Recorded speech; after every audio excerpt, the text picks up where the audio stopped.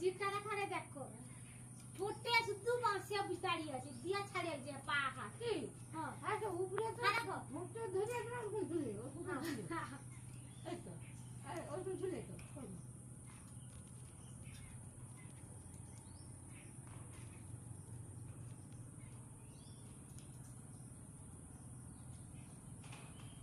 কি দেখাও ঝুলে তুই এনে সে ভিডিও করে